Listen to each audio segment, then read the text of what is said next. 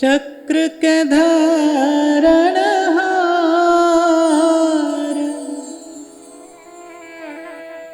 गरुड़न के असवार, नंद के कुमार मेरो, मेरो संकट निवारो,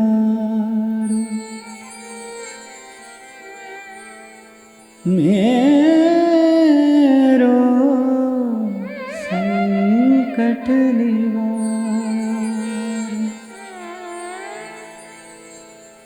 गिरिवर कर धारो, गज ग्राहते उबारो, ब्रज के रक्षण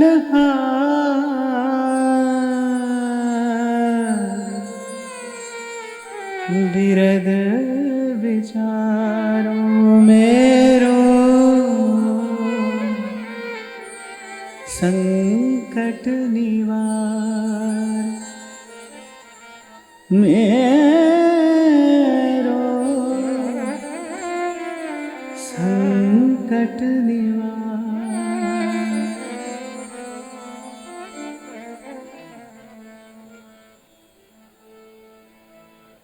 श्री सूरदास जी का ये भाव है।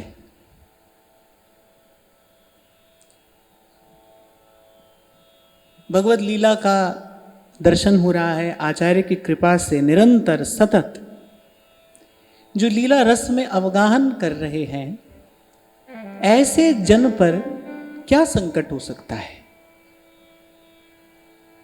जो बड़े आर्त स्वर में सूरदास जी ने प्रार्थना की है, मेरो संकट निवार।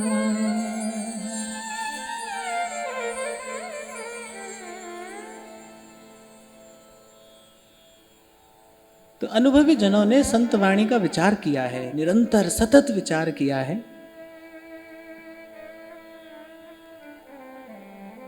और बहुत विचार करने के बाद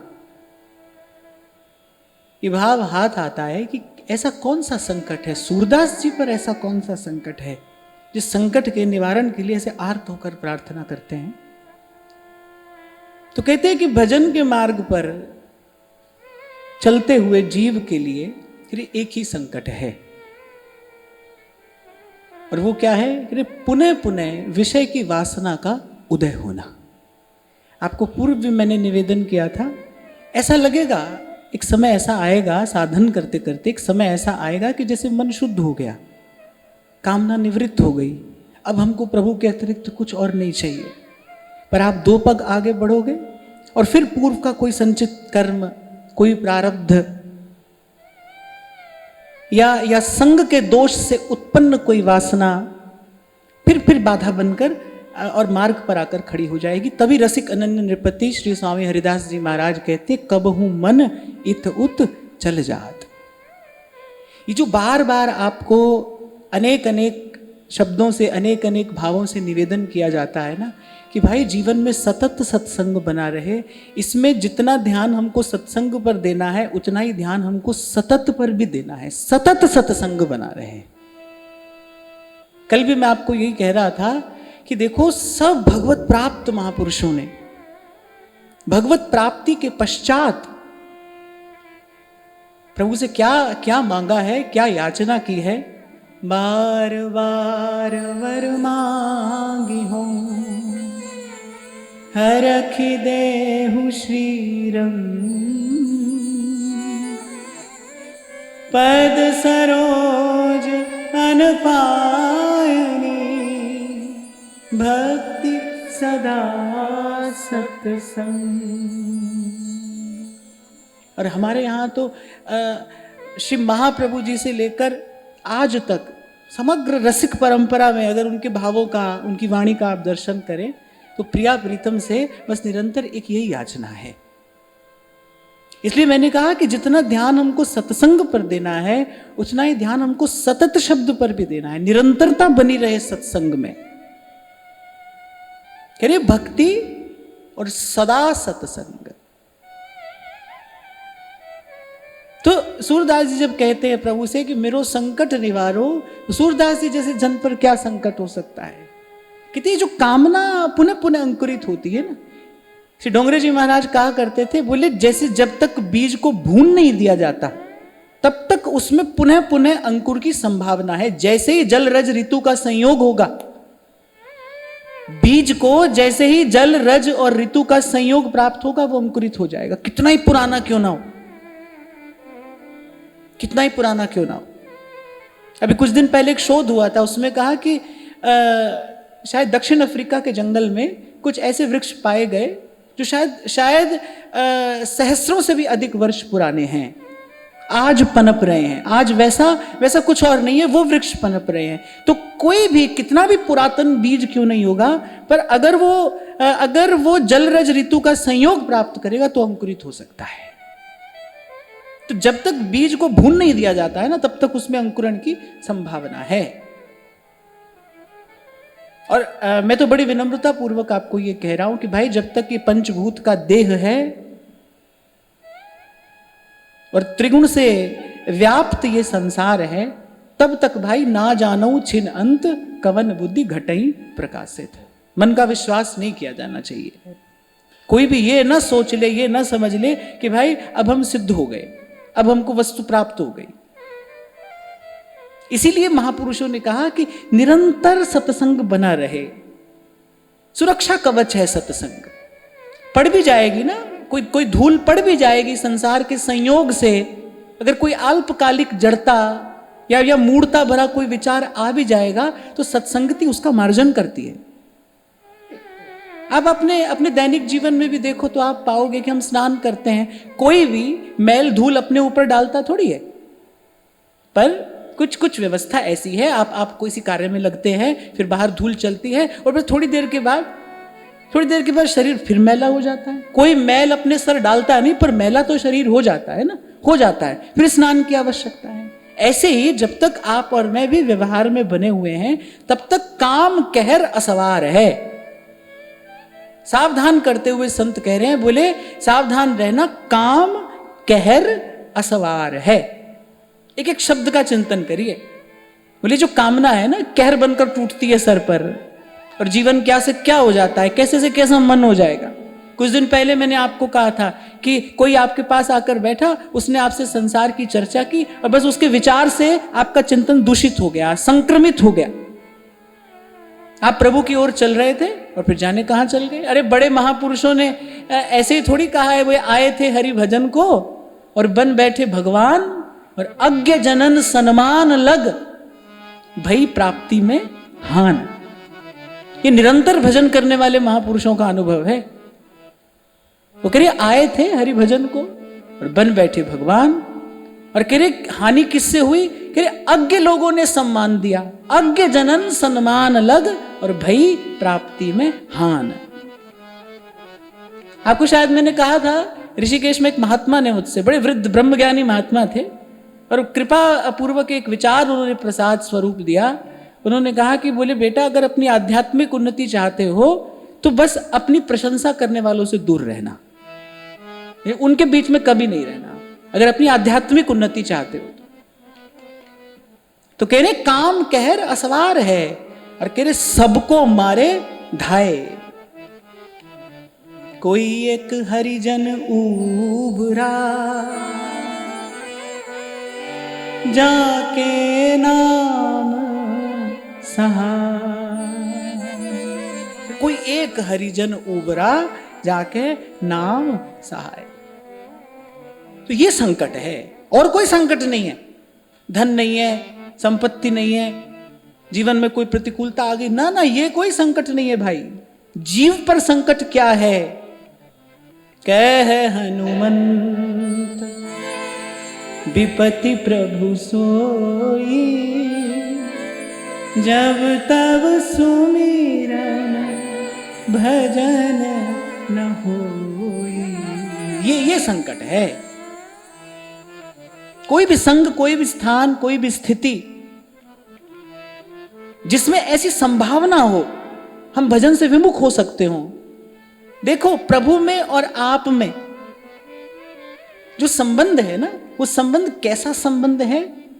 करीब प्रीति ही प्रेमी और प्रेमास्पद को सदा निकट बनाए रखती है।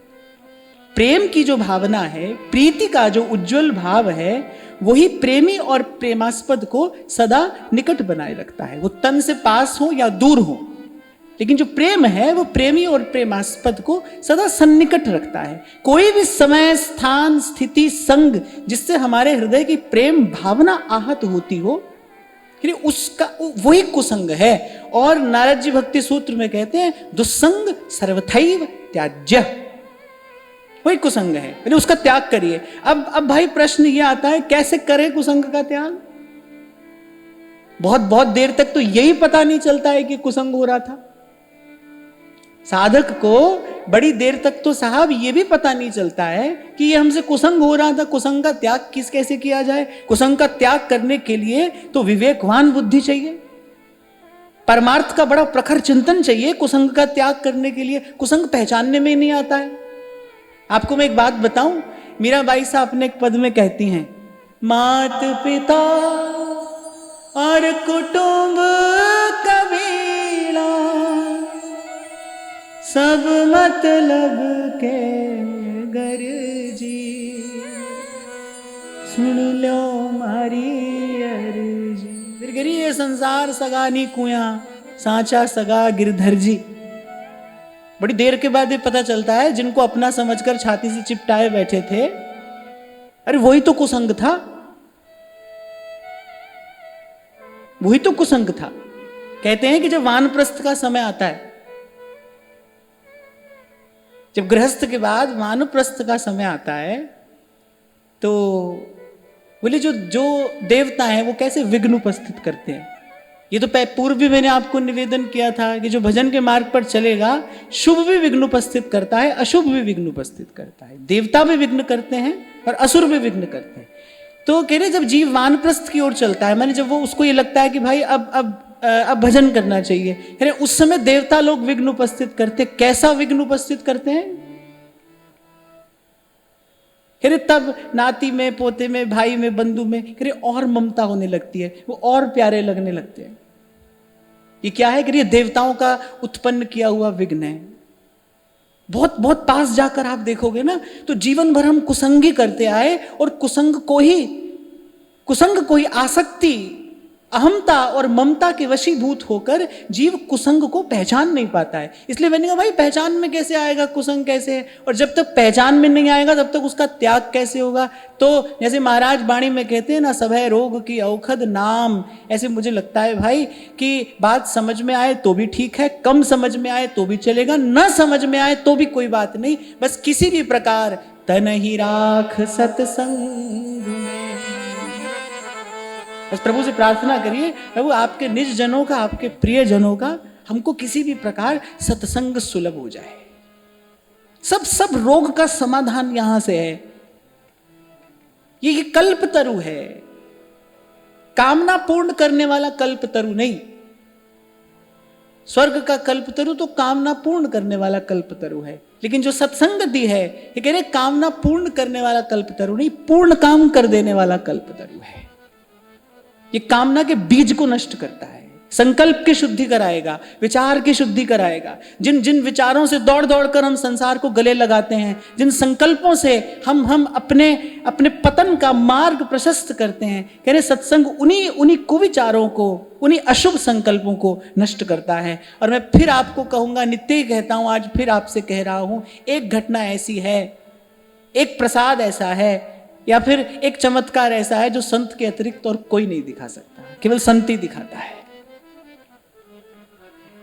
संत ही दिखाता है। इसीलिए संत कहते हैं, जन के चरण बसे मेरे हियर, जन के चरण बसे मेरे हियर, संग पुनीता देहि, संग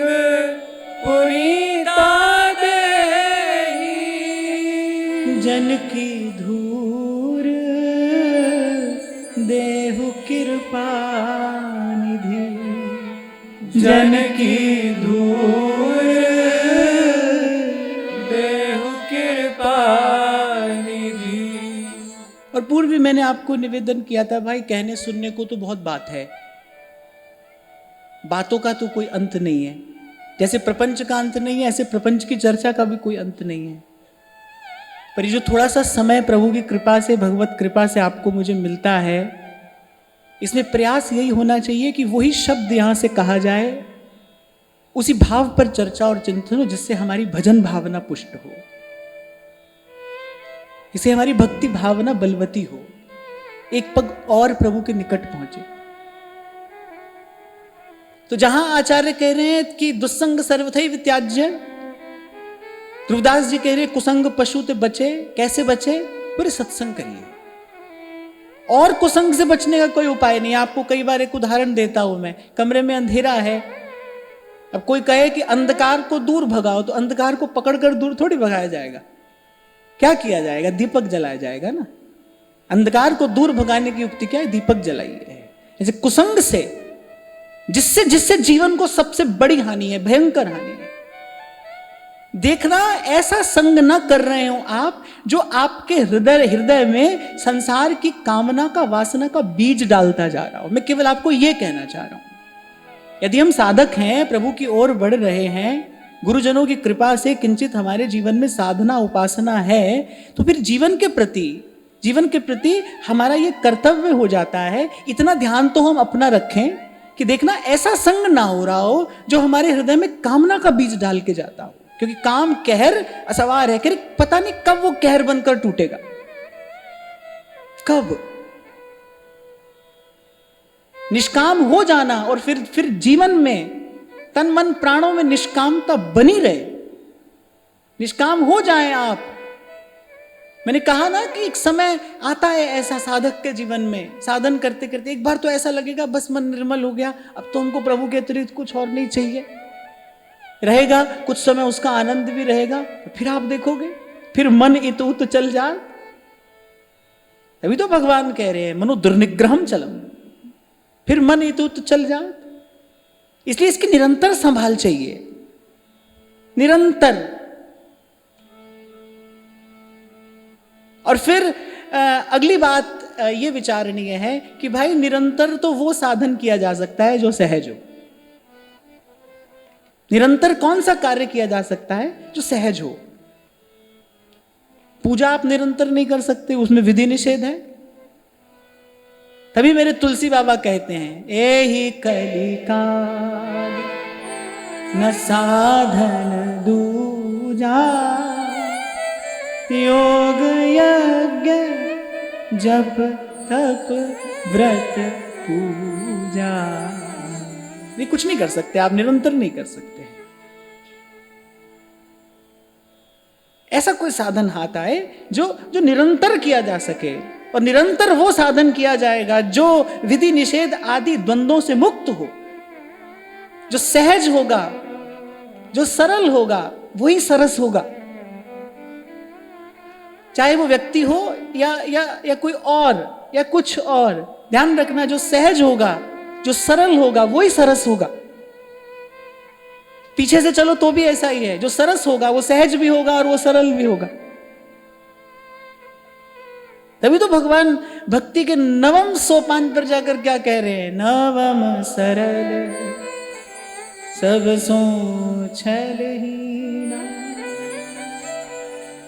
जो सहज होगा, जो सरल होगा, वही सरस होगा। जो सरस होगा वो सहज भी होगा, सरल भी होगा। तो कोई ऐसा साधन हो भाई जो निरंतर किया जा सके। तो वह व्यास जी कहते हैं गोपाल जब भजिए तब नीको। व्यास जी कह रहे भाई हमारे गोपाल जी का भजन ऐसा है, बोले जब करो तब अच्छा है, ना उसमें कोई विधि है ना उसमें कोई निषेध है। आपको उस दिन भी मैंने कहा था 18,000 श्लोक श्रीमद् भागवत के कह देने के बाद भगवान वेदव्यास अंत में जाकर कहते हैं ये बात, नाम संकीर्तनम यस्य सर्व पाप प्रणाशनम। 18,000 श्लोक कहने के बाद अंत में क्या बात कह रहे हैं? बोले अच्छा भाई ये सब सुन लिया आपने, सब महिमा जान ली, प्रभु का स्वरूप स्वभाव सब आपने जान लिया, अब अंत में करना क्या है? कैसा कैसा अद्भुत वर्णन भगवान वेदव्यास अनेक अनेक ब्रह्मांडों का श्रीमद् भागवत जी में करते हैं। कैसी कैसी भगवान की विभूतियां। एकादश स्कंद में भगवान ने उद्धव जी को क्या ऐसा है जो नहीं कह दिया है, वो अध्यात्म दीप भगवान ने जला दिया। सब करने के बाद बोले अंत में बताओ करना क्या है? राम सिमर राम सिमर एहि तेरो काज है, राम सिमर राम सिमर।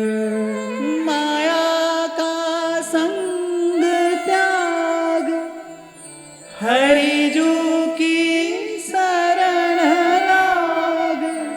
माया का संग त्याग, हरि जू की शरण लाग।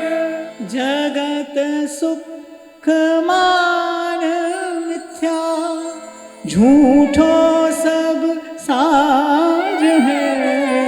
राम सिमर राम सिमर एहि तेरो काज है। राम सिमर राम सिमर। यही पवित्र कर्तव्य है, उज्जवल कर्तव्य है। तो कह रहे गोपाल है जब भजिए तब नीको। फिर व्यास जी तो बहुत प्रखर वक्ता है ना, सीधी स्पष्ट बात कहने वाले हैं। जैसे कबीर जी कहते हैं ना, श्रीमद गोस्वामी श्री नाभाजी महाराज कबीर के विषय में कहते हैं, कह रहे मुख देखी नाहिन भनी। कबीर जी की वाणी ऐसी है भाई, जो सीधी स्पष्ट बात है वो सीधे स्पष्ट रूप से उन्होंने कह दी है। कुछ लोग तीर चलाते हैं तो वो शहद में डुबो कर चलाते हैं। फिर व्यास जी सीधी सच्ची बात कहते हैं गोपाल है जब भजिए तब नीको। फिर कह रहे ज्योतिष निगम पुराण। अब व्यास जी कह रहे, मैं नहीं कह रहा, कह रहे ज्योतिष निगम पुराण सब है ठग।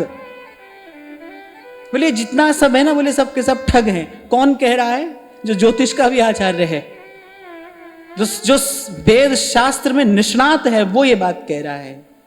ज्योतिष निगम पुराण सब ठग। और फिर यही नहीं रुकते, पढ़े जान है जी। तो बोले इनको पढ़ने से हानि होती है। व्यास जी कह रहे उल्टी हानि होती है। बोले क्या हानि हो गई भाई? इनको पढ़ने से आपकी क्या हानि हो गई? बोले जो समय गोपाल जी के, जो समय नंद नंदन के चरणारविंद के भजन में जाना चाहिए था, बोले वो व्यर्थ के संकल्प विकल्प में चला गया। समय की हानि होती है। और मैं आपसे कहता हूं ना कि समय ही जीवन है। जीवन की और परिभाषा क्या है? क्या है जीवन का अर्थ? समय ही तो है, ये अवधि तो है, ये काल ही तो है जो प्रभु ने आपको दिया है भजन के लिए।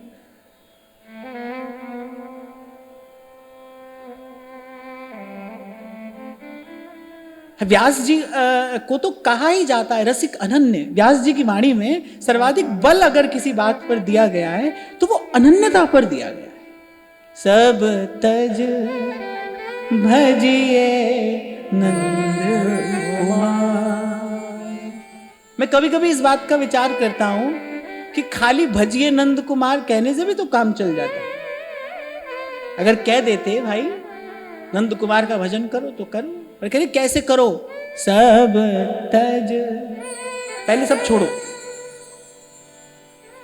अच्छा, इस सिद्धांत के आचार्य कौन है?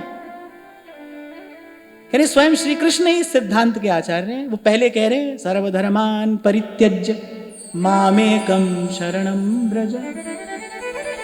भाई उनके भी तो ये कहने से काम चल जाता ना, तू मेरी शरण में आ जा। अर्जुन को इतना ही कह देते, चल जाता काम, मेरी शरण में आ। पर कह रहे सर्वधर्मान परित्यज्य। कह रहे जो यहां वहां मन का जाना है इसको रोकिए। तैल धारावत अखंड अपने प्रियतम का स्मरण हो, ऐसी प्रीति प्रभु को भाती है, ऐसा भाव प्रभु को रिझाता है। विचार कर व्यास जी कह रहे हैं, कह रहे ज्योतिष निगम पुराण सब ठग पड़े ज्ञान है जी को। श्री महाप्रभु जी भी तो कहते हैं, अगर आपने कभी स्फुटवाणी का दर्शन किया तो यहीं से आरंभ करते हैं महाप्रभु जी। तो पहले सवैये में महाप्रभु जी ने सारे ग्रहों की उत्तमोत्तम स्थिति बताई है, भानु दशम जन्म निशापति। और फिर दूसरे सवैये में जो विपरीत परिस्थितियां अधिक से अधिक हो सकती है महाप्रभु जी ने वो बताई है। और दोनों कहकर महाप्रभु जी कहते हैं कि सब ग्रह उत्तमोत्तम स्थिति में हो। तो बोले गोविंद छाण भ्रमंत दसों दिस करी है कहा नवग्रह नीके। बोले ये सब भले होकर भी तेरा क्या हित साधन कर देंगे, अगर प्रभु को छोड़कर तू यहां वहां भ्रमता फिरता है। और दूसरे सवैये में कहते हैं कि जो पे कृष्ण चरण मन अर्पित तो करिए कहा नवग्रह, जोर से बोलो, रंक। बोले ये बेचारे तो स्वयं रंक हैं, रंक। सूरदास जी कह रहे हैं, और देव सब रंक भिखारी, और देव सब रंक भिखारी, त्यागे बहुजु अनेरे जो हम भले बुरे सोते। इसलिए पुनः पुनः आपको कहता हूं भाई, आज से पहले जो किया सो किया, जिसकी पूजा कराए, जो व्रत उपवास कर लिए। अब यहां पर आ गए हमको आचार्य की चरण शरण मिल गई है, वृंदावन धाम मिल गया है, भजने के लिए प्रिया प्रीतम मिले हैं। क्या क्या आनंद में उन्मत्त होकर श्री मीराबाई सा कहती हैं, चूड़ो तिलक दोवड़ो माला सील वरत सिंगारा, चूड़ो तिलक दोवड़ो माला सील वरत सिंगारा, और वरत रत मोह नहीं भावे, और वरत रत मोह नहीं भावे, ये गुरु ज्ञान हमारा मीरा रंग लाग्यो हो नाम हरि, और रंग अटक परी, मीरा रंग लाग्यो हो नाम हरि, और रंग अटक परी। भावे कोई निंदो भावे कोई बंदो, गुण गोविंद जी रावास्या, भावे कोई निंदो भावे कोई बंदो, गुण गोविंद जी रावास्या, भावे कोई निंदो भावे कोई बंदो, गुण गोविंद जी रावास्या। जी मार्ग सब संत गया छे, जी मार्ग सब संत गया छे, मी मार्ग में जास्या लाग्यो गुलाम हरि, और अटक परी, मीरा रंग लाग्यो हो नाम हरि, और अटक परी। चूड़ो तिलक दोवड़ो माला सील वरत सिंगारा, चूड़ो तिलक दोवड़ो माला सील वरत सिंगारा। अरे हमारे सौभाग्य सूचक चिन्ह क्या है? अरे गुरु ने माथे पर जो ये तिलक दिया है ना, और दोवड़ो समझते हैं क्या कहते हैं इसे? जो मंगलसूत्र होता है, ये जो कंठी है, चूड़ो तिलक दोवड़ो माला सील वरत सिंगारा, चूड़ो तिलक दोवड़ो माला सील वरत सिंगारा।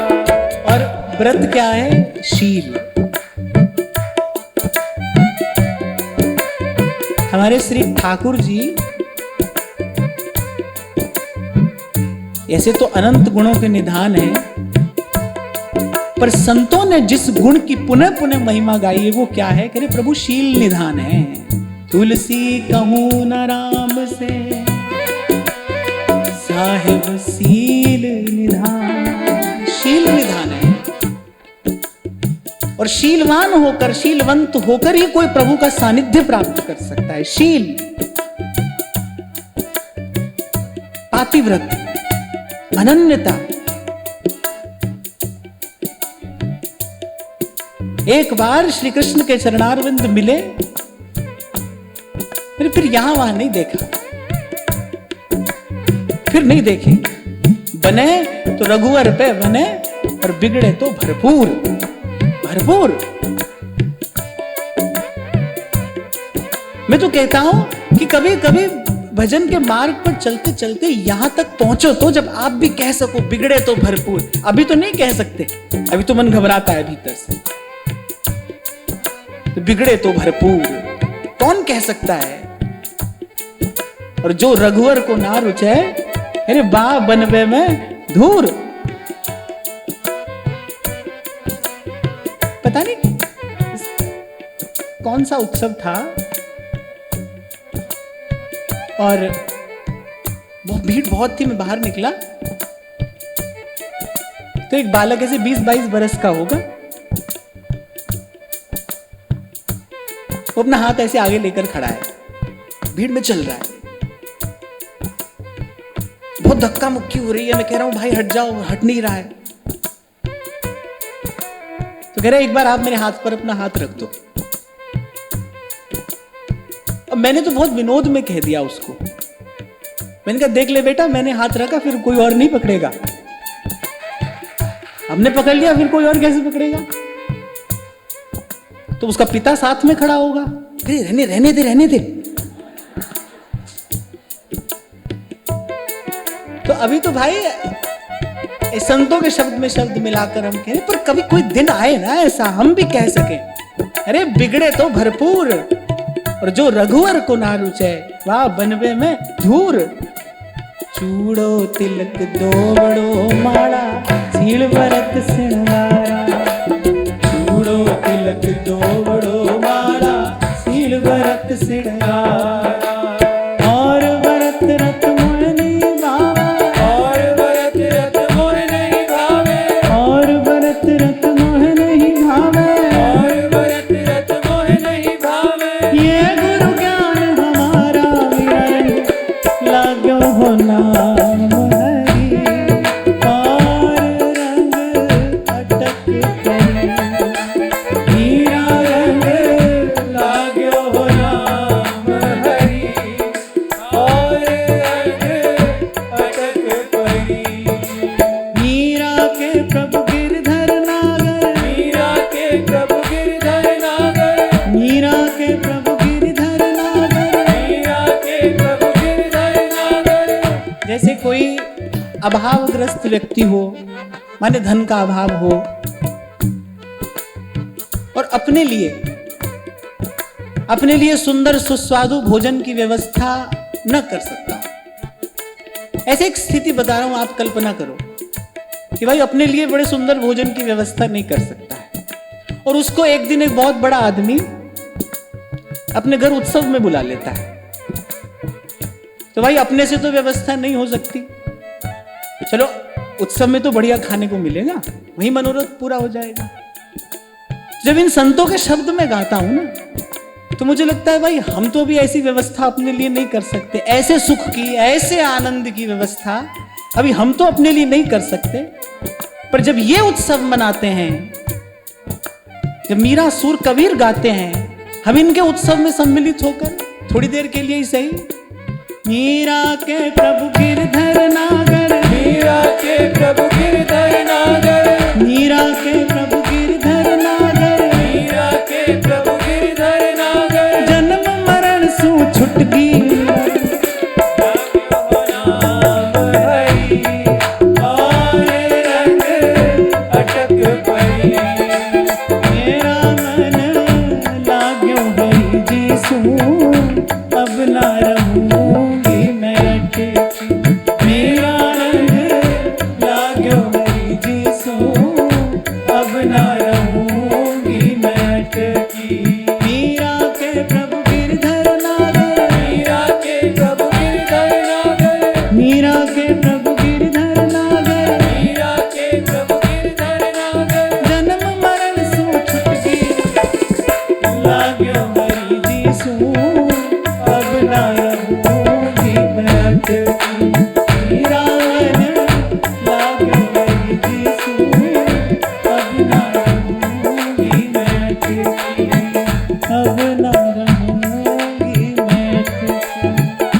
अब न रहूंगी मैं अटकी। और भाई मैं फिर कहूं आपसे, कहने सुनने को तो बहुत बात है, उसका कोई अंत नहीं है। पर संत कहते हैं रे मन हंसा मोती चुगना। मोती माने करे वो सार है, वो सर्वस्व है। करे मन हंसा मोती चुगना, सार की बात ग्रहण करना। और जहां लगी साधन वेद बखानी, सब कर फल हरि भगति भवानी। ये जो आचार्यों के द्वारा, महापुरुषों के द्वारा ये जो भक्ति मार्ग का पक्षपात किया गया है, क्यों किया गया है, ये विचारणीय बात है। कोई ये केवल हमारी भाव भावना मात्र नहीं है, ये ज्ञान है, विज्ञान है, मनोविज्ञान है। प्रत्येक धरातल पर यही बात खरी उतरेगी भाई। ऐसे अभी मैंने आपको कहा कि जीवन में साधन निरंतर बना रहे। अब निरंतर वही साधन बना रहेगा ना जो सहज होगा। ये शरीर है भाई, ये जीवन है, दैहिक दैविक भौतिक तापा, ये तीन ताप जीव के साथ ही लगे हैं। कभी तन अच्छा नहीं होगा, कभी मन अच्छा नहीं होगा, कभी धन अच्छा नहीं होगा, कभी स्थिति अनुकूल होगी, कभी प्रतिकूल होगी। इसी संस्कृति का नाम संसार है। एक रस भजन कैसे संभव है? फिर कोई ऐसा साधन हो जिसमें विधि निषेध ना हो। और आप देखो, ज्ञान हो, कर्म हो, योग हो, ध्यान हो, कुछ भी हो भाई, कुछ भी हो, आप जाकर देखिए, वहां थोड़ी तैयारी चाहिए, वहां एक विशेष योग्यता पात्रता लेकर ही आप आ सकते हैं। एक ये दरबार ऐसा है, एक ये दरबार ऐसा है, जब भी आओ, जैसे भी आओ, बस एक शर्त है, हे दरबार दीन को बस ऐसे आओ। कभी भी आओ आप, कैसे भी आओ आप, पर आप बस ऐसे आइए। बड़े आदमी बनकर मत आना।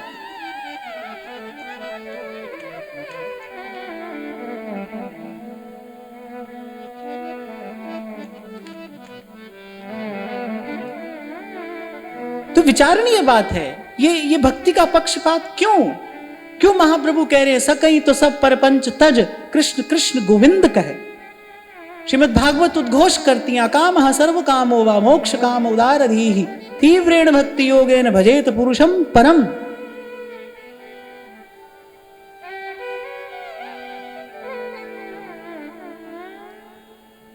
संसार सिंधु मति दुस्तरम उत्तीर्षो नान्यः प्लवो भगवतः पुरुषोत्तमस्य लीला कथा रस निषेमण मंतरेण पुंसो भवेद विविध दुख दवार्दितस्य। कौन है? अरे जाओ देखो खोजो, कौन है? कौन है जो तुम्हारे दुख को सदा सदा के लिए दूर कर सकता है? कौन है जो तुम्हारे जीवन में यही अभी तत्काल आनंद की वर्षा कर सकता है? कौन है? जाओ ढूंढो, कोई वो एक ही मिलेगा जिसे संतों ने ढूंढ कर बता दिया है। तो व्यास जी कह रहे हैं गोपाल जब भजिए तब नीको।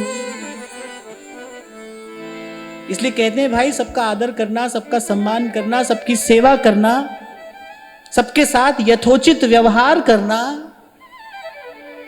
जहां लेना हो लेना, जहां देना हो देना, बोले ये सब यथास्थान यथा समय करते रहना।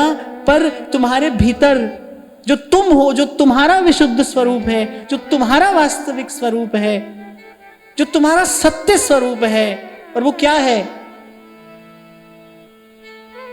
क्या है? प्रेम है। जीव का विशुद्ध स्वरूप क्या है? प्रेम है। आप ये नहीं समझना कि मैं किसी भावना में बहकर कह रहा हूं, ना। वेद शास्त्र सम्मत बात है। भगवती श्रुति कहती है भगवान का विशुद्ध स्वरूप क्या है? रसो वैसह। फिर भगवान कह रहे ममैवांशो जीवलोके जीवभूतः सनातनः। भगवती श्रुति कह रही है वो कौन है? रसो वैसह, रस है। फिर भगवान कह रहे हैं जीव मेरा अंश होने से मेरा अंश है। रस का अंश होने से फिर जीव भी रस रूप है। इतनी बात समझ में आई? अब जाकर ढूंढो रस कहां है। भाव भक्ति की बात रहने दो, अपने जीवन में ही खोजो रस कहां है। प्रेम में रस है। आपके संबंधों में देख लो, आपके व्यवहार में देख लो, जहां प्रेम है वहां रस है, जहां प्रेम नहीं वहां कोई रस नहीं है। जहां आत्मीयता नहीं है, जहां सद्भाव नहीं है, वहां पर कोई रस नहीं है। प्रेम ही रस है। तो आपका जो सत्य स्वरूप है, आपका जो विशुद्ध स्वरूप है, यहां आचार्य संत गुरुजन ये कह रहे हैं, भाई आदर करना, सम्मान करना, सेवा करना, अपने कर्तव्य का पालन करना, अपने अपने धर्म पर बने रहना, जहां लेना हो लेना, देना हो देना, पर प्रीति तो नंद नंदन सो की जय। पर जब प्रेम की बात आए ना, तो जब प्रीति की बात आए, नंद नंदन सो की संपत्ति विपत्ति पर प्रतिपाल कृपा करे सो जी जय। प्रीति तो नंद नंदन सो की जय। नंद नंदन सो की। और मैं तो इतनी ही बात आपको विनम्रता पूर्वक कहूंगा, ऐसी शास्त्र की भी आज्ञा है, ऐसा अनुभवी जनों का भी अनुभव है कि किसी भी बात को मानने में, स्वीकार करने में, या तो अपना अनुभव सहायक होता है,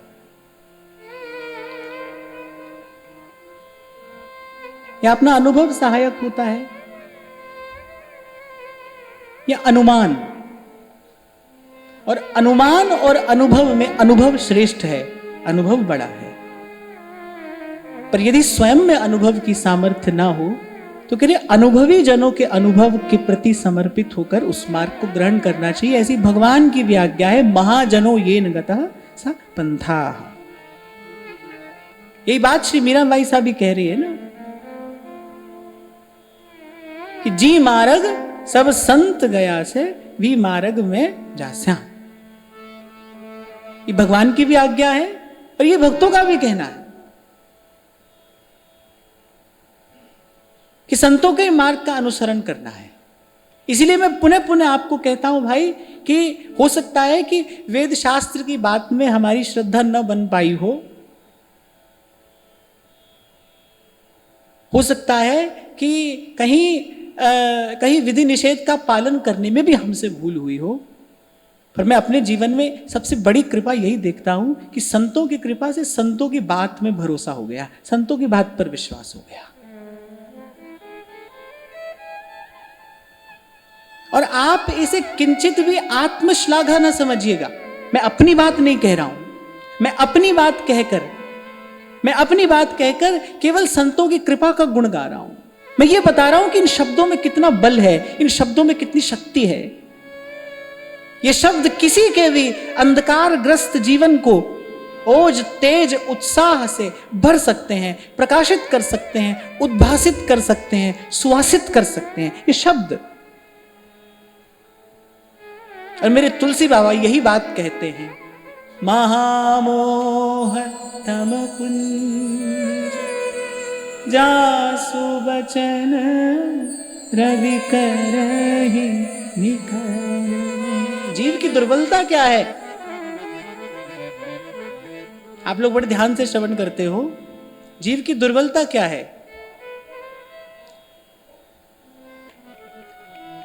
देखो सच में ध्यान से श्रवण करते हैं। मोह निद्रा है, सोया है, यही उसकी दुर्बलता है। सुषुप्ति दुर्बलता है, जीव की सुषुप्ति दुर्बलता है। जागे हुए को सपने का क्या डर है भाई? जो जाग गया है उसको स्वप्न का न डर है न उसको स्वप्न में कोई आकर्षण है। और आपको पूर्व कभी मैंने निवेदन किया था बाप, इस संसार को भक्तों ने न सत्य कहा है न असत्य कहा है। उमा कहूं मैं, किसी का अनुभव और आवश्यक ही नहीं है, यहाँ त्रिभुवन गुरु अपना अनुभव कह रहे हैं। उमा कहूँ मैं अनुभव अपना। ये पंक्ति मुझे कहीं भीतर तक झंकृत कर देती है। कौन अपना अनुभव कह रहा है? तुम त्रिभुवन गुरु वेद बखाना, आन जीव पामर कहाँ जाना। महादेव का स्मरण कर रहा हूं मैं, साथ साथ आपको एक बात कह दूं कि अवधवासियों को जब श्री रघुनाथ जी सदोपदेश करते हैं, सद्धर्म का उपदेश करते हैं, वहां अवधवासियों से, अपने अवधवासियों से बात करते करते श्री रघुनाथ जी कहते हैं, और हूं एक गुपत मत, कहत सुनहु कर जो। गुप्त बात तो अपने जन से कही जाती है ना, वहां अवधवासियों से भगवान वार्ता कर रहे हैं और कह रहे और हूं एक गुपत मत, कर जोर, शंकर भजन बिना नर, भगति न पावै मोर। शंकर भजन बिना नर, भगति न पावै मोर। वो आचार्य हैं, वो ज्ञान मार्ग के भी आचार्य हैं, वो कर्म मार्ग के भी आचार्य हैं, और वो भक्ति मार्ग के आचार्य तो है ही। वैष्णवानाम यथा शंभु। ऐसा भजन और कौन करेगा, कौन कर सकता है? मैं तो कहता हूं उनके जैसा कोई त्यागी भी नहीं है, उनके जैसा कोई बैरागी भी नहीं है, उनके जैसा कोई अनुरागी भी नहीं है, उनके जैसा और कोई नहीं है। वो अनुपम है। वो कहते हैं उमा कहूं मैं अनुभव अपना, सत हरि भजन जगत सब सपना। और भाई सपने से पिंड छुड़ाने की तो एक युक्ति है ना, जाग जाओ। जब तक सुषुप्ति है तब तक स्वप्न है, सुषुप्ति में ही स्वप्न की सत्ता है, सुषुप्ति से ही स्वप्न की सत्ता है। छोटी छोटी बात मिल जाती है शास्त्र का चिंतन करते हुए, लेकिन वो छोटी बात का परिणाम बड़ा व्यापक होता है। कि जय विजय सनकादिक से प्रार्थना करते हैं कि प्रभु आपका श्राप हम शिरोधार्य करते हैं, हमसे भूल हुई है, हमको दंड मिलना चाहिए, हम काम क्रोध के वशीभूत भले हो जाएं, पर आप हम पर इतनी कृपा करिए हम कभी मोहग्रस्त ना हो। बड़ा अद्भुत सिद्धांत है ये। कह रहे प्रभु हम काम क्रोध के वशीभूत हो जाएं, हमको चिंता नहीं है, पर आप हम पर इतनी कृपा करिए, आपने हमें श्राप दिया है पर साथ में इतनी कृपा भी करिए, इतना अनुग्रह भी करिए, हम मोहग्रस्त ना हो जाएं, मोह की निद्रा में न सो जाएं। मोह की निद्रा में न सो जाएं अर्थात हमको कभी भगवान की विस्मृति ना हो जाए, भगवत विस्मृति ना हो जाए हमको। चाहे काम क्रोध से इनको याद करते रहें, चाहे काम क्रोध से इनका भजन करते रहें, पर इनका भजन करते रहें, इनको याद करते रहें, इनका स्मरण बना रहे। सुषुप्ति अर्थात मैंने क्यों कहा कि जीव की दुर्बलता क्या है? सुषुप्ति जीव की दुर्बलता है। इसीलिए मेरे तुलसी बाबा ने कहा मोह सकल व्याधिन कर मूला। जितना भी भ्रम भय भूल उत्पन्न होता है इसके मूल में क्या है? मोह। इसीलिए हमारे आचार्य चरण जब प्रियाजू की सेवा में प्रवेश करते हैं तो श्री जी की सेवा में प्रवेश करने से पहले किसका वंदन करते हैं? सबसे पहले क्या किया जाता है? सबसे पहले श्री यमुना जी का वंदन किया जाता है। ब्रजाधिराज नंदनाम्बुदा भगात्र चंदना नुलेप गंधवाहिनी भवाब्धिबीजदायिनी जगत्त्रये यशस्विनी लसत्सुधा पयस्विनी भजे कलिंद नंदिनी दुरंत मोह भंजिनी। बार बार महाप्रभु जी ने यमुना जी की क्या कहकर स्तुति की है, आप दुरंत मोह का भंजन करने वाली हैं। भाई ये तो श्रृंगार रस की उपासना है। आप हम कहते हैं ना श्रृंगार रस की उपासना है। राधा वल्लभ लाल का स्वरूप क्या है? श्रृंगार रस माधुर्य सार सर्वस्व विग्रह। श्रृंगार रस माधुर्य सार सर्वस्व विग्रहे नमो नमो जगत वंदे वृंदावन महेश्वरी। श्रृंगार रस की उपासना है। भाई सोए आदमी का श्रृंगार थोड़ी होता है। सोए जीव का श्रृंगार कैसे होगा? पहले तो वो निद्रा से जगे ना, फिर उसका मार्जन हो, स्नान हो, उसके बाद जाकर श्रृंगार की बात आती है। अभी तो जीव मोह निशा सब सोमन हारा, और किस निद्रा में सोया है? दुरंत मोह है। और कह रहे इस सुषुप्ति की औषधि क्या है? महामोह तम पुंज जासु बचन रवि करहि निकर। कह रहे भाई कोई कब जगता है? सोता कब है? रात होती है। सज्जन व्यक्तियों का तो यही कार्य है। बाकी तो भाई आज कुछ रह नहीं गया है ना, न कोई शिष्टाचार रहा है, न संस्कार रहा है, और तो अब कुछ रह नहीं गया। जब मन करे तब खाओ, जब मन करे तब सो जाओ, जब इच्छा करे तब जगो। याद रखना, प्रसंग आया है तो मैं आपसे कह रहा हूं कि आसुरी शक्तियां, आसुरी वृत्तियां जीवन में तभी तक रह सकती है जब तक आपकी ओर से उनको रहने के लिए स्थान दिया जा रहा है। अगर आपकी ओर से स्थान नहीं दिया जाए तो वो जीवन में नहीं रह सकते। आपके शरीर में ही असुर भी हैं, आपके शरीर में देवता भी हैं। ये यहां के मनीषियों का दर्शन है, जहां तक अभी पश्चिम का विज्ञान नहीं पहुंचा है। पश्चिम की दृष्टि में शरीर में केवल नस है, नाड़ी है, हड्डी है। वो केवल शरीर को हाड़ और चाम का पुतला ही समझते हैं ना, इसीलिए इससे केवल भोग ही भोग पाते हैं। हमारे यहां ऋषि मनीषियों ने दर्शन किया है, शरीरमाद्य खलु धर्म साधनम। इस शरीर में देवता भी वास करते हैं, इसी शरीर में असुर भी रहते हैं। जो आदमी रात को 12 बजे 1 बजे भोजन कर रहा है ना, वो अपने शरीर में बैठे असुरों का पेट पाल रहा है। उस समय भोजन करने से क्या होगा? आपकी आसुरी वृत्तियां प्रबल होंगी। भोजन का कुछ परिणाम भी तो आता है। असमय किया गया कार्य, जिसकी आज्ञा प्रकृति नहीं देती, जिसकी आज्ञा शास्त्र नहीं देता, वो कार्य यदि आप करेंगे फिर उसका विपरीत परिणाम जीवन में आएगा। आ ही रहा है, देख रहा हूं मैं। तो ऐसे बात चली तो मैंने आपको कह दिया कि जो बात हम कर रहे हैं ये तो दूर की बात है, पर उससे पहले जीवन सात्विक हो, शुद्ध हो, पवित्र हो। और सबसे बड़ी बात है कि हमारे जीवन में प्रकृति का आदर हो। प्रकृति का आदर क्या है? प्रकृति का आदर यही है कि जब प्रकृति सोने का संकेत कर रही है तब सोइए, जब जगने का संकेत कर रही है तब जगिए, जब वो आपको खाने का समय देती है तब खाइए। ये प्रकृति का आदर है।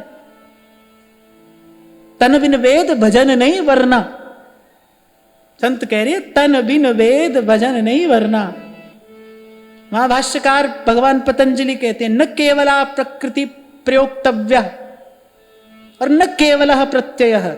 न केवल आत्मा से भजन होता है, न केवल शरीर से भजन होता है, इनका संयोग होता है तब भजन होता है।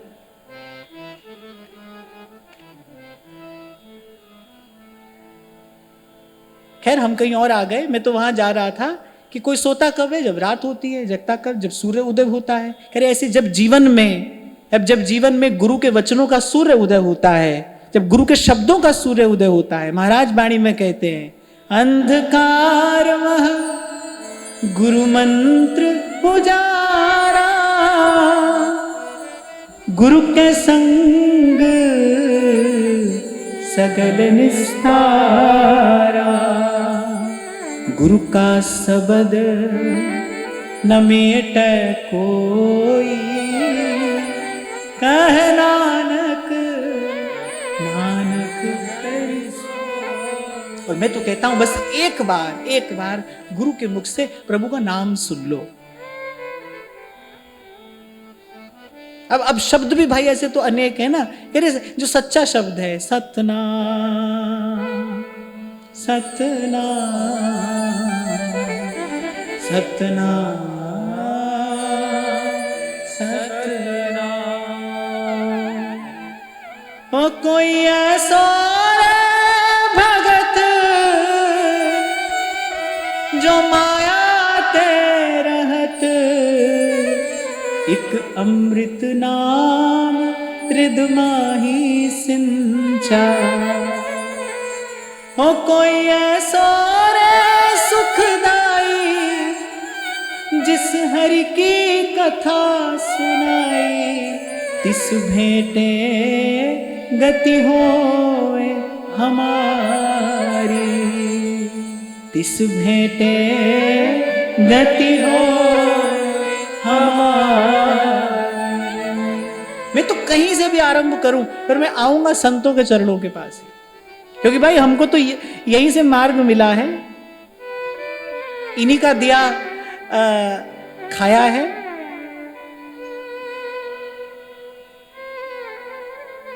इन्हीं का दिया खाया है और इन्हीं की कृपा से इनका गुण गाया है। तो एक बात कहता हूं मैं, तो एक बात कि प्रभु से प्रार्थना करिए कि प्रभु आपकी कृपा और जीवन में कोई संत आ जाए। बहुत कुछ कहने की आवश्यकता नहीं है, बहुत कुछ करने की भी आवश्यकता नहीं है।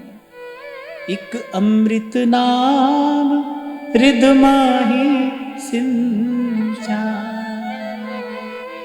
हमारे शब्दों में तो पता नहीं ऐसी सामर्थ्य, ऐसी पवित्रता हो कि ना हो कि प्रकृति उन्हें प्रभु तक पहुंचाए या पहुंचने दे, पर इन संतों के शब्दों में ऐसी सामर्थ्य है कि दीनानाथ के कान में जाकर पड़ते हैं। इसलिए ऐसी कोई कोरी कविता ना गाकर मैं आप भी संतों की वाणी गाता हूं, आपसे भी गवाता हूं। इसीलिए कहता हूं कि आप भी साथ गाया करो।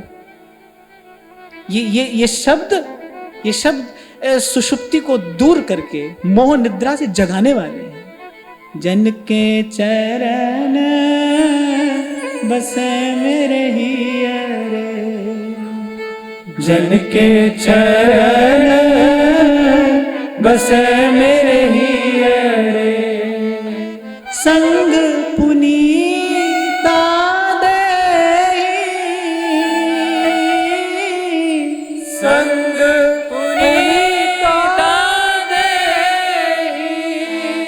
जन की धूर देहु कृपा निधि, जन की धूर देहु कृपा निधि, नानक के सुख एहि, नानक के सुख एहि, नानक के सुख एहि, जन के चरण बसे मेरे हियरे, जन के चरण बसे मेरे हियरे। अरे मांगो राम ते एक दान, ये दान आपसे मांगते हैं। हमने मांगा नहीं, क्योंकि ये वस्तु देने में प्रभु देर नहीं करते। हमने मांगा ही नहीं, इसका मोल, इसकी महिमा जानी नहीं। इसलिए मैंने कहा एक ये कार्य बना लीजिए अपना, प्रभु से कहकर, फिर न कुछ और कहना है और फिर न कुछ और करना है। इतना कार्य अपना सिद्ध करा लीजिए। कोई ऐसो रे भगत जो माया ते रहत, एक अमृत नाम हृदय माही सिंचा। कहते भाई पूर्ण काम हो जाने के बाद, श्री कबीर जी तो ऐसे हैं जिन्होंने अपने मन के उस आनंद साम्राज्य का उद्घोष डंका बजाकर किया है। उन्होंने तो गाया है भाई, मुझे जो मिला है मैं गाकर सुनाता हूं। मैं कहता आंखन की देखी। मैं आपको उस दिन भी कह रहा था ना, कबीर जी का एक पद है जब उसमें कहते हैं कि रमैया तेरी दुल्हन लूटिल बाजार। ऐसा कहने के लिए बहुत बड़ी सामर्थ्य चाहिए, जो ये कह रहा हो कि हम तो बच गए साहिब कृपा से।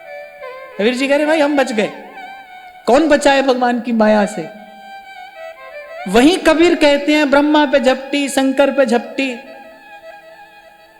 और कह रही पंडित की तो पोथी लसटकी, बचना रे बाबा बिलैया मारे मटकी। और वहां अपने लिए कह रहे हम तो बच गए साहिब कृपा से।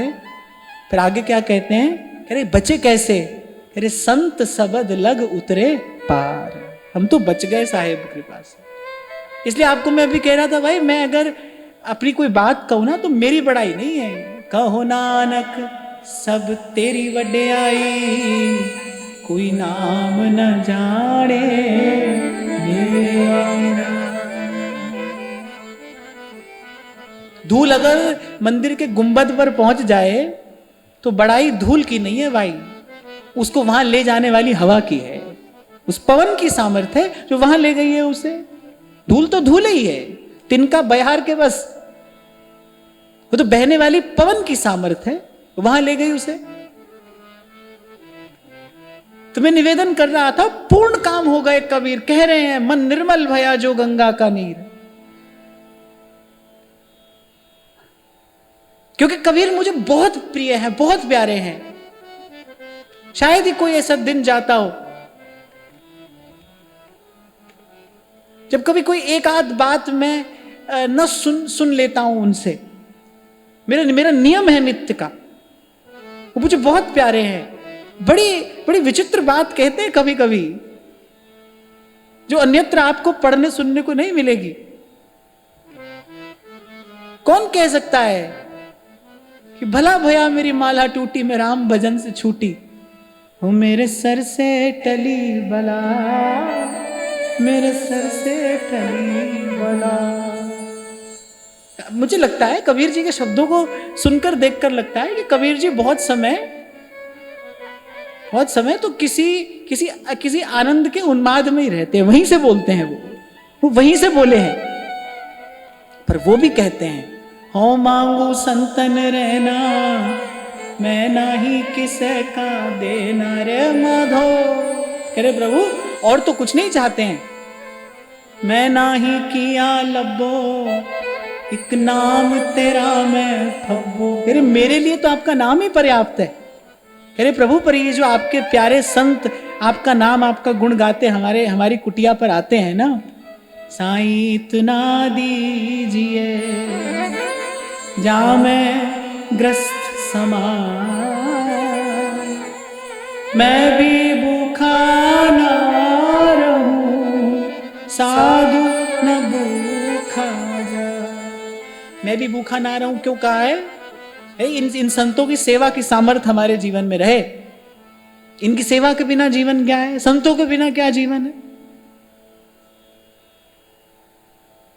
भोजराज पूछ रहे हैं श्री मीराबाई शाह से कि मैंने प्रयास किया आपके मनोनुकूल सब व्यवस्था कराने का, यहां महल में मंदिर का निर्माण करा दिया, आपके अनुकूल सब व्यवस्था है, पर आप फिर भी मुझे उदास दिखती हैं, क्या कारण है? कह रहे श्री बाई शाह के नेत्र सजल हो जाते हैं। कह रहे साधु संग बिना वहां का प्राण तिसाया मरा है। साधु संग नहीं मिलता है, यहां संतों का दर्शन नहीं होता है। साधु संग बिना वहां का प्राण तिसाया मरा है, संत दर्शन नहीं होता है। हो मांगू संतन रहना, मैं नाही किसे का। और कल आपको निवेदन किया था मैंने कि कहने सुनने में बहुत बात आएंगी, क्योंकि समय ऐसा आ गया है, आता जा रहा है। पर अयम तो युग धर्मोयम कस्य दोषेण भाषितम, युग का धर्म है। कभी कभी हमको भी लगता है कि भाई ये जो इतनी संत महिमा हम गाते हैं, गा रहे हैं और गाते रहेंगे, कभी कभी इसीलिए आपको सावधान कर दिया जाता है। पर फिर लगता है भाई पीने वाले प्रभु का आश्रय लेकर विष का प्याला पी गए। प्रभु अंग संग हैं, सहाय हैं। हम अपना मन क्यों मैला करें? हम अपने मन में किसी भी प्रकार की कोई न्यूनता, कोई अभाव क्यों आने दें? हम तो प्रभु की ओर देखकर चले ना। प्रभु की कृपा दृष्टि से सिंचित पोषित होकर ही हम यहां तक भी आए हैं, और प्रभु की कृपा दृष्टि ही आगे भी लेकर जाएगी। हम अपना मन क्यों मैला करें भाई? हम तो यही प्रार्थना करें, हमारी तो यही विनती हो, यही याचना हो कि हमारा अनुराग, हमारा प्रेम, हमारी प्रीति संतों के चरणों में दिन दिन बढ़े, क्षण क्षण बढ़े। और फिर कल कहा था मैंने आपसे कि भाई ले भी जाएगा तो कोई क्या ले जाएगा। मान लो छल कपट करके कोई ले भी गया, क्या ले जाएगा? धन ले जाएगा, कोई वस्तु सामान ले जाएगा, इससे अधिक और कोई क्या ले जाएगा? हमारी श्रद्धा विश्वास उसकी हानि ना हो। अब हम साधक हैं, अब यही हमारी अमूल्य संपत्ति है। ध्यान रखना भाई, सुख का विधान कभी किसी वस्तु या व्यक्ति से नहीं होता है। आज महाराज जी मुझे स्वामी जी की वाणी पढ़ते पढ़ते एक बड़ा सुंदर वाक्य और मिला, पावरफुल स्टेटमेंट, बड़ा बड़ा सशक्त वाक्य। कह रहे समस्त दिव्य शक्तियों का उद्गम जो है वो चिर शांति से होता है। कह रहे मनुष्य जीवन की जितनी दिव्य शक्तियां हैं उन सब का उद्गम कह रहे चिर शांति से होता है। शांत मन में समस्त दिव्य शक्तियां उद्भूत होती हैं। हमारा मन स्वस्थ रहे, हमारे मन चित्त को, हमारी भावना को कोई मैला ना करे, वो दूषित ना हो। बाकी तो भाई बाजीगर को पेखनो और मिटत ना लागे बाहर, ये व्यक्ति का अज्ञान ही है कि व्यक्ति समझता है कि कोई ले गया या कोई दे गया। न कोई लेकर जाता है न कोई देकर जाता है। को न काम सुख दुख करी दाता, निज कृत कर्म भोग सब भ्राता। न कोई लेकर जाता है न कोई देकर जाता है। अपना कर्म कभी वस्तु बनकर आ जाता है, कभी व्यक्ति बनकर आ जाता है, कभी स्थिति बनकर आ जाता है। वही आकर दे भी जाता है और वही आकर ले भी जाता है। इसलिए मैंने आपसे कहा था भाई, जीवन भर कोई इसी झूले में थोड़ी झूलते रहेंगे। संत मिले, सत्संग मिला, हमको तो नाम और धाम मिला है, आचार्य की चरण शरण मिली है। जीवन भर कोई सुख दुख के झूले में थोड़ी झूलते रहेंगे। मीरा के प्रभु गिरधर नागर, जन्म मरण सु छुटगी, मन लाग्यो हरि जी सू, अब ना रहूंगी मैं। बोले कभी सुख ने अटका रखा था, कभी दुख ने अटका रखा था। बोले सुख दुख दोनों ही तो अटका कर बैठे थे, पर अब मेरो मन लाग्यो हरि जी सू, अब ना रहूंगी मैं अटकी। मेरो मन लाग्यो हरि जी सो, अब ना रहूंगी मैं अटकी।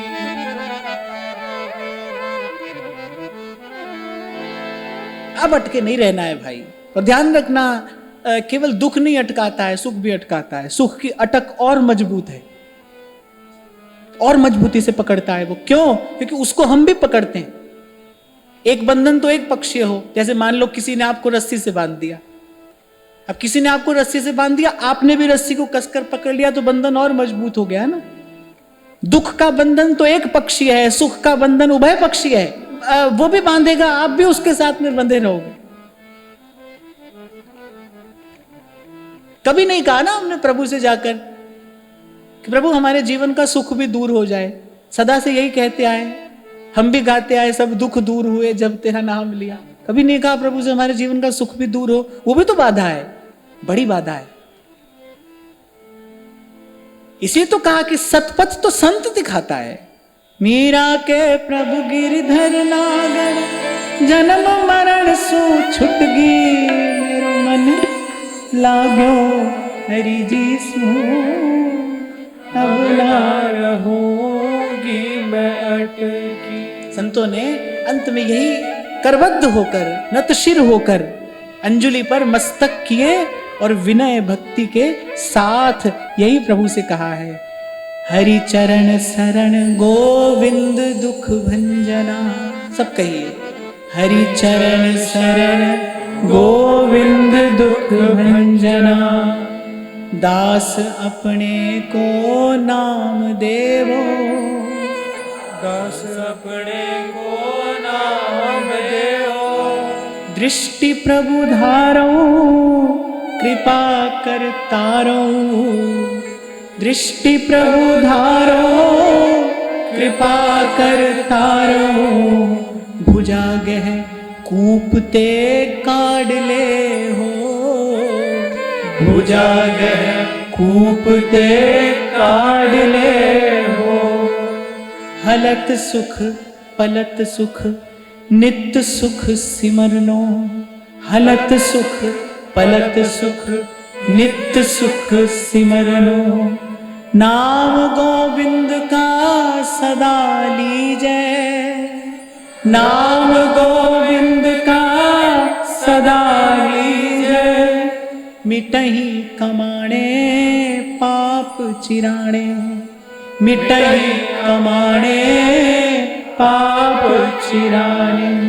साध संगति मिल मुआ जीजै, साध संगति मिल मुआ जीजै। कह रहे हैं हलत सुख पलत सुख, माने यहां भी सुख वहां भी सुख। हलत सुख पलत सुख नित्य सुख सिमरनो, हलत सुख पलत सुख नित्य सुख सिमरनो। नाम गोविंद का सदा लीजै, नाम गोविंद का सदा लीजै। मिटहि कमाणे पाप चिराणे, मिटहि कमाणे पाप चिराणे। साध संगति मिल मुआ जीजै, साध संगति मिल मुआ जीजै। कह रहे ये मृत संजीवनी विद्या है। संतों की संगति कह रहे मरे को जिलाने वाली है। मरा माने जो मोह की निद्रा में सोया है वो मरे समान ही तो है। संत कह रहे हैं जो न भजे हरि नाम को जानिए मरे समान, वो मृत प्राय है। किसी व्यक्ति कोमा में पड़ा होता है ना, सांस चल रही है, डॉक्टर से पूछो मर गया, बोले नहीं मरा तो नहीं है, फिर जीवित है, नहीं जीवित भी नहीं है, ऐसे मृत प्राय है।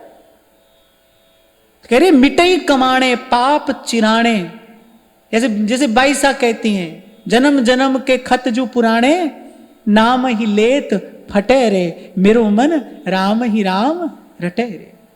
मिटही कमाणे पाप चिराणे, मिटही कमाणे पाप चिराणे। साध संगति मिल मुआ जीजै, साध संगति मिल मुआ जीजै। शरण समरथ अकथ अगोचरा, शरण समरथ अगथ अगोचरा। पतित उदाहरण नाम तेरा, पतित उदाहरण नाम तेरा। अंतर्जामी नानक के स्वामी, अंतर्जामी नानक के स्वामी। समरथ पूर्ण ठाकुर मेरा, समरथ पूर्ण ठाकुर मेरा। समरथ पूर्ण ठाकुर मेरा, समरथ पूर्ण ठाकुर मेरा। संतों के गुरुजनों की कृपा से श्री जी की चरण शरण मिली है। अब हमारी ओर से यही हमारा प्रयास हो, इसी के लिए हमारी प्रार्थना हो, इसी के निमित्त हमारा पुरुषार्थ हो कि ये तन, ये मन, ये जीवन श्री जी के सुख का कारण बने, श्री जी की सेवा के योग्य बने। आज की वार्ता यहीं श्री जी के चरणों में निवेदन करते हैं। महाराज श्री के चरणों में प्रणाम। बड़ी कृपा से हमारे अत्यंत प्रिय पूज्य श्री राधा कृष्ण जी महाराज कृपा करके पधारे हैं। 2 मिनट के लिए आशीर्वाद तो आप सबको देंगे। नारायण नारायण नारायण नारायण। आपने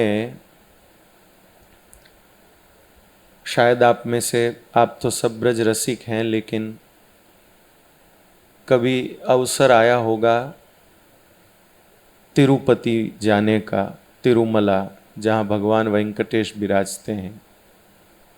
वहाँ पर लाइन लगती है, तो लाइन लगती है तो उस लाइन में जो लोग चलते हैं वो गोविंदा गोविंदा ऐसे बोलते चलते हैं। संयोग से उस लाइन में एक पत्नी, एक स्त्री लगी हुई थी, उसके पति का नाम भी था गोविंदा। अब वो बेचारी सोचने लगी कि मैं कैसे बोलूं, यहाँ तो बोलना नियम है, सब बोल रहे गोविंदा गोविंदा और मेरे तो पति का नाम है। और बड़ी भारतीय नारी थी, आप जानते भारतीय नारी अपने पति का नाम नहीं लेती है। तो उसने कहा अब मैं क्या करूं।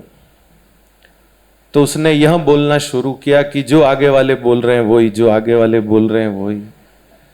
तो मैं भी यही कह रहा हूं कि जो आगे वाले बोल रहे हैं वही, जो आगे बस ये भाव अपने हृदय में बना रहे तो और कल्याण के लिए इससे अधिक और किसी सामग्री की आवश्यकता है ही नहीं। महाराज जी ने कितना सुंदर कहा कि संतों की वाणी पर पूरा भरोसा है। महाराज जी ने कहा, इसलिए मैं भी हिम्मत करके कहता हूं, वेद वाणी से भी ऊंची संत वाणी है।